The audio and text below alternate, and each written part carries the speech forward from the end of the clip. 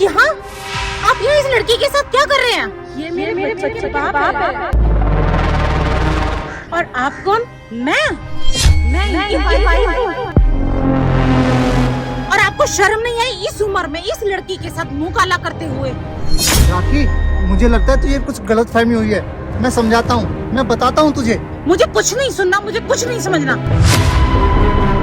पर मुझे ये समझ में नहीं आ रहा मेरा शरीफ सा पति इस लड़की की आशिकी में कैसे पड़ गया। अरे दीदी, लगता है आपको कुछ गलत फहमी हुई है। मेरे पेट में जो बच्चा है ना, उसके बाप ये नहीं है। अभी तो तू ये कह रही थी इस बच्चे के बाप ये हैं। मैं आपको समझाती हूँ।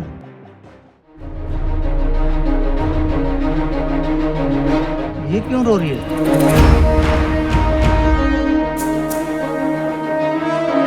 बेटी, क्या हुआ तुझे?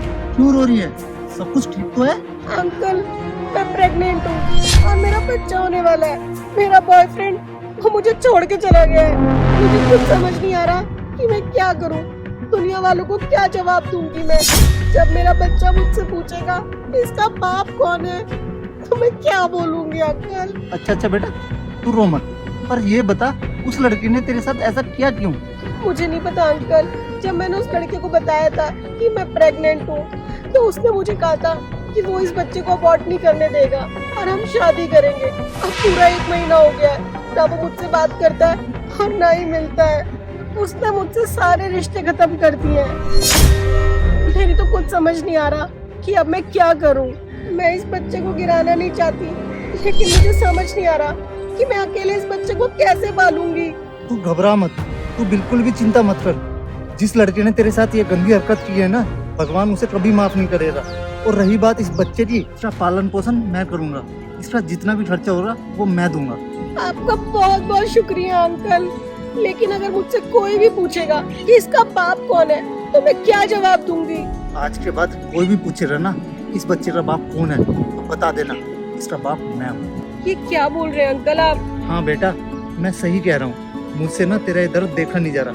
भगवान सब ठीक करेगा। अंकल, आपका बहुत बहुत शुक्रिया। आपका ये एहसान मैं जिंदगी भर नहीं भूलूंगी।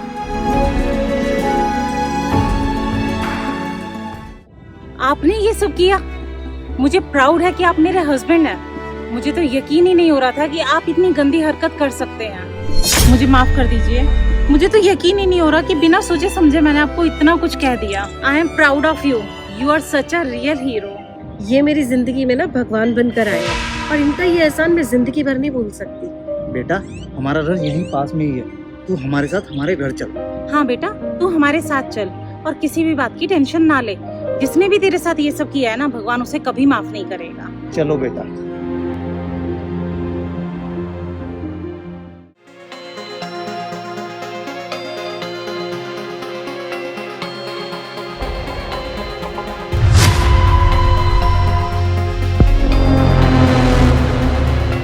तुम यहाँ? ये लड़का आपके घर में क्या कर रहा है? ये मेरा बेटा है। जानती हो तुम इसे? यही तो मेरा बॉयफ्रेंड है जिसने मुझे प्रेग्नेंट किया और इस हालत में छोड़ दिया।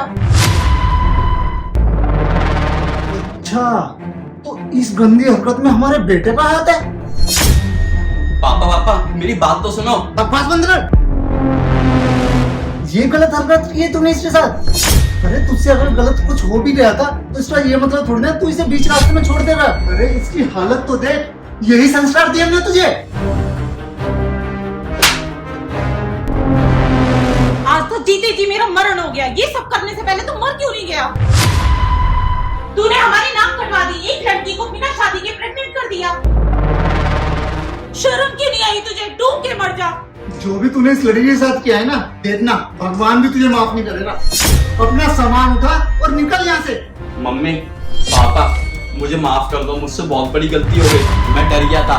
मुझे लगा आप दोनों को इसके बारे में पता चलेगा तो पता नहीं आप दोनों कैसे रिएक्ट करेंगे और समाज वाले क्या क्या बातें बनाएंगे। मुझे माफ कर दीजिए। मैं मानता हूँ मुझसे बहुत बड़ी गलती हो गई है। मुझे इसे ऐसे नहीं छोड़ना चाहिए था। मैं इसे अपना लूंगा और इसके बच्चे को भी अपना लूंगा। प्लीज आप मुझे माफ कर दीजिए। बस कर। अपनी गलती समाज के ऊपर डाल रहा है। अरे अगर तुझसे गलती हो भी गई थी तो तू हमारे पास आता। हम तेरे माँ बाप हैं। अगर तू सही होता तो हम तुझे माफ कर देते, लेकिन तेरी ये गलती माफी के लायक नहीं है। अपना सामान उठा और निकल निकल यहाँ से। मम्मी पापा प्लीज मुझे माफ कर दो।